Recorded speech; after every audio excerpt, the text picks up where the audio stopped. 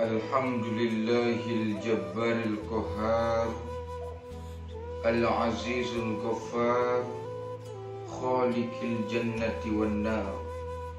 Salatu wassalamu ala sayyidina Muhammadin wa ala alihi wa ashabihi ajma'in.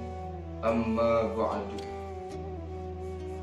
Pertama-tama marilah kita panjatkan puji syukur kita kehadirat Allah Subhanahu wa Ta'ala yang telah memberikan kita berbagai macam nikmat, di antaranya nikmat sehat dan nikmat sempat.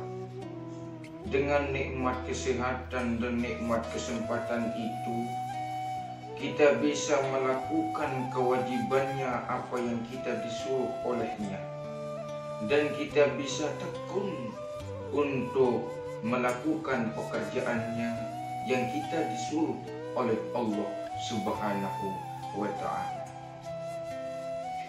Yang kedua kalinya, salawat serta salam marilah kita haturkan atas sosok seorang pemuda yang tidak pernah berkata kotor, yang tidak pernah duduk di kantor. Begitu pula dia tidak pernah memakai yang namanya baju kolor. Lalu siapakah dia? Yaitu adalah Nabi Muhammad SAW yang telah membawa agama Islam ini dari jalan yang begitu gelap gulitanya menuju jalan yang terang menerang, dengan kata lain minaz zulumati ila nur. Hadirin hadirat rahimakumullah, kita menjadi manusia menghadapi dua kelompok besar, yaitu adalah wafarikum fil jannah wa farikum fisyair. Segolongannya akan masuk ke dalam surga dan segolongan lain akan masuk ke dalam neraka. Sekarang kita akan bicarakan masalah surga.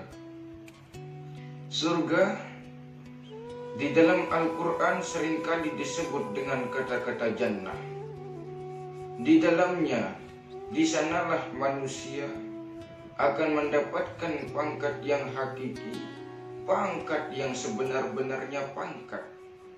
Adapun kehidupan di dunia, kita namakan dengan kehidupan yang khayali. Sekarang kita kaya, besoknya kita miskin. Sekarang kita sehat, besoknya kita sakit. Sekarang kita mempunyai luang, besoknya kita mempunyai kesempitan. Dan di dalam surga berbeda dengan kehidupan di dalam dunia ini. Kalau kita membicarakan masalah kehidupan di dunia dan di surga, sangat berbeda. Kalau di dunia sekarang kita lihat yang bagus, besoknya kita lihat yang jelek. Sekarang kita dengar yang bagus, besoknya kita dengar yang jelek. Sekarang kita bercita-cita, besoknya kita tidak akan bercita-cita. Berbeda dengan kehidupan di surga. Allah Subhanahu wa Ta'ala berfirman di hadis qudsinya, a'adadtu li ibadiyas sholihin ma la ainun ra'at wa la uzunun sami'at wala khatara ala qalbil basar. Yang tidak pernah terlihat oleh mata, yang tidak pernah terdengar oleh telinga, dan tidak pernah terlintas dengan kehidupan di dalam hatinya. Hadirin hadirat rahimakumullah, perbedaan di surga dan perbedaan di dunia sangat berbeda. Isi-isinya di dunia sangat berbeda dengan isi-isinya di surga. Kalau isi-isinya di dunia seperti contoh, buah-buahan kita punya, kita petik, lama kita nunggu. Kalau buah-buahan di dalam surga, begitu kita petik, keluar lagi gantinya. Begitu kita petik, keluar lagi gantinya. Dan air-air di dunia sangat berbeda dengan air-air di surga. Kalau air-air di dunia, pasti lama-kelamaan kita akan menjadi bertengkar. Kalau air-air di surga sangat berbeda dan sangat bagus dan sangat semerbak indah kita pandang. sebagaimana isi-isinya di dalam surga sangat luar biasa. Sebagaimana Allah Ta'ala berfirman di dalam surat Al-Waqiah, wa ashabul yamini ma ashabul yamin fi sidrin makhdud wa talhim mamdud wa zillim mamdud wa ma'in maskub wa fakihatin kasiratin la maqtu'atin wa la mamnu'ah wa kursim marfu'ah inna ansha'nahunna insya' faja'alnahunna abkara. Artinya golongan kanan, alangkah bahagianya golongan kanan itu. Mereka berada di antara pohon bidara yang tidak berduri dan pohon pisang yang bersusun-susunan buahnya, dan naungan yang terbentang luas, dan air-air yang mengalir, dan buah-buahan yang banyak yang tidak berhenti berbuah dan tidak terlarang mengambilnya, dan kasur-kasur yang tebal lagi empuk. Kami menciptakan bidadari-bidadari secara langsung, lalu kami menjadikan mereka perawan-perawan. Subhanallah, air-air yang semerbak indah dan buah-buahan yang banyak yang tidak berhenti berbuah dan tidak terlarang mengambilnya. Begitulah firman Allah yang ada di dalam Al-Quran. Kita banding-bandingkan sekarang. Buah-buahan di dunia dan buah-buahan di surga sangat berbeda. Kalau buah-buahan di dunia, begitu kita kepetik, kapan keluarnya? Kita tunggu, kita siramin dia. Kalau buah-buahan di surga, begitu dia dipetik, keluar lagi gantinya. Begitu dia dipetik, keluar lagi gantinya. Dan siapakah teman kita yang memetiknya? Yaitu adalah bidadari yang perawan-perawan. Abkaro artinya yang perawan-perawan. Kalau bidadari di dunia dan di surga sangat berbeda. Kalau bidadari atau wanita di dunia, begitu dia dipunya, kapan dia perawan?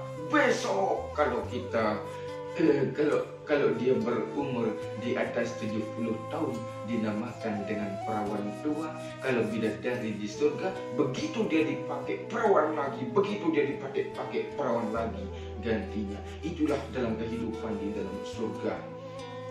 Kadang-kadang di surga pun bisa kita tidak bertemu sama Allah Subhanahu wa Ta'ala. Kalau Allah Ta'ala tidak ridho. Kalau kita mau bertemu sama Allah Ta'ala, marilah kita mengerjakan apa yang kita disuruh oleh Allah Subhanahu wa Ta'ala, biar Allah Ta'ala ridho kepada kita. Kalau Allah tidak ridho kepada hambanya, maka Allah tidak akan menemukan hambanya. Seperti contoh, kalau kita misalnya ke rumah teman, lalu kita tidak temukan teman itu, bagaimana rasanya? Kecewa hati ini rasanya. Sebagaimana sebagaimana di dalam surga. Di dalam surga pun kalau kita tidak bertemu sama Allah Ta'ala, hati ini sangat kecewa. Walaupun kita diberikan surga, walaupun kita diberikan isi-isi surga, tapi kita tidak bertemu sama Allah Ta'ala, berbeda rasanya. Sebagaimana firman Allah di dalam Al-Quran, ya ayyatuhan nafsul mutmainnah irji'i ila rabbiki radiyatan mardiyah fadkhuli fi ibadi wadkhuli jannati. Wahai jiwa-jiwa yang tenang, kembalilah kepada Tuhanmu dengan hati yang ridho dan diridhoinya, dan masuklah ke dalam golongan hamba-hambaku, dan masuklah ke dalam surgaku. Kalau Allah ridho kepada hambanya, maka Allah akan bertemu sama hambanya, dan hamba itu akan bertemu sama Allah. Kalau Allah tidak ridho kepada sama hambanya, maka hamba itu tidak akan bertemu sama Allah walaupun dia berada di dalam surga. Hadirin hadirat rahimakumullah, inilah yang saya dapat sampaikan. Mohon maaf kalau ada salah saya. Itu semata-mata dari kebodohan saya sendiri. Kalau ada tempatnya benar, itu semata-mata datangnya dari Allah Subhanahu wa Ta'ala. Hadanallahu iyyakum ila ahsanis sabil. Assalamualaikum warahmatullahi wabarakatuh.